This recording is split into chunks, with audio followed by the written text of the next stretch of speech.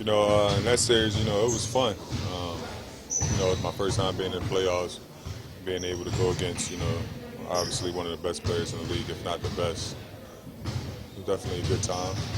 Circumstance a little different now. A little older, a little bit more experience. Personally, I think I'm probably the best guy to defend him in the league, outside of Kawhi. Marcus, how much or how little of what you guys have done defensively against some particular players through this playoff run so far can you take into this series to help you? A lot of similarities between Ben Simmons and LeBron, and Antetokounmpo and LeBron, as far as the way they attack the basket and transition. That's something big with us that we need to load. Try to keep the easy ones out. One person can't defend LeBron. That's obvious. It's a team effort. So we definitely taking a lot of steps of just controlling the controllables, keeping them out of the paint. Transition, being pulled in, and things like that. What about defending the three-point line after the series you guys just went through? Doing that against Philly as well. Two different teams. Yeah. Philly, they live and die by a three-point line, and a lot of foreign guys on the team. Obviously Cleveland have a lot of guys that can shoot the ball, but also a lot of guys with dog in them. That's been there before. That's veteran guys. So it's a different aspect. It's a different team. Obviously, we have to be alert because they're very smart. They do a lot of things playing off LeBron, but they make a lot of good cuts and things like that. So you can't just defend the three-point line and think that's going to be it. Marcus, what type of a role has Kyrie had on this team as you guys prepare to take on the Cavs? Veteran, Kai, he's been through it. But Kai's, is very calm, cool. So, he's not trying to overdo it, but he's giving you little pointers here and there. Being on the bench, just telling guys just settle into the game. I know it's fast. Just settle in, take your time, things like that. But he's a guy that's been here. That's seen a lot in the league and has done a lot in this league. So, any little thing that he's been giving us has definitely been helping. Marcus, how important has it been for different guys to be able to guard different opposing players? And I think that's our best attribute, being able to switch. Being able to put different guys on different players. I think it really helped us a lot in Philly. Guarding J.J. Redick and guarding Bellinelli. And also on the other side, the dudes couldn't guard us. So at the same time, we continued to wear on them, but on the offensive end, they began to wear it down too, and it became noticeable throughout the series. And against LeBron, how critical will that be? Very critical. Like I said, it's not going to be one guy that's going to be able to defend him. He's the best player in this game. And, my thing is just cut down the easy baskets. Cut down the easy baskets and, cut down the others. The other guys that's going to score. We can't have them having 30-point games and 20-point games, and I think that gives us the best chance to win because he's going to do what he's going to do. But as long as we make it tough on him and don't give out the easy ones, and I think in the Toronto series, no disrespect to them, I just watching film and it just looked very easy at times. He looked very confident. He was getting to different places on the court, and it was no help. I didn't see no physicality. I didn't see any of that. And I think that's something different that we will bring to the table.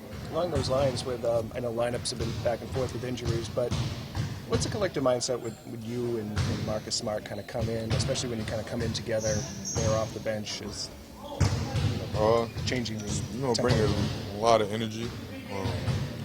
That's kind of been my role throughout the season. Just coming in and scoring and trying to change the game. Marcus, he does a great job of getting his hands dirty. Getting on the floor. Obviously he made a game-winning play last game, following JT's miss, and that's the type of things that he brings, and just the versatility in me on both ends of the court. That's one thing that I pride myself on, is being a two-way player. Not just being a scorer, but also affecting the game defensively. Marcus, how do y'all continue to share the ball the way you guys have? Because when y'all share the ball next to you, get any shots you want to do against the Cavs, it could be the same way. Exactly, man. We can't get caught up in playing one-on-one. Like I said, against the Sixers, the Blues couldn't guard us, man. That's just what it was, So we got in, playing one-on-one and getting to the basket and things like that. Obviously the Cavs are, they're experienced, so they watching film and they know that, some things they want to limit, our one-on-one game. So as long as, we continue to get to the basket and look for that kick and, the extra passes, I think they give us the best chance of winning. It seems like from afar, it seems like there's almost a mental aspect to playing against LeBron, where he can kind of break teams sometimes. Say that one more time. It seems like there's a mental aspect to playing LeBron where he can kind of break teams sometimes. How do you guys approach that? Have you seen that in the past where he's like kind of gotten in people's heads or anything like that?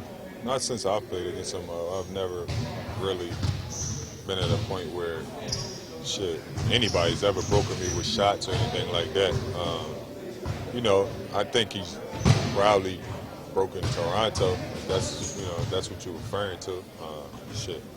I think Indiana did a great job, against the Cleveland in that series. Unfortunately, Toronto got swept, but like I said in the beginning, it looked very easy. He looked very confident. Obviously, he's always confident, but just things that he did just looked too easy to me. Marcus, I'm sorry if you already asked this. No, you're okay. Conversations with Dan or just at all, do you think getting ready to face the Cavs and just for our team, is that part of the reason the Celtics wanted to bring you in?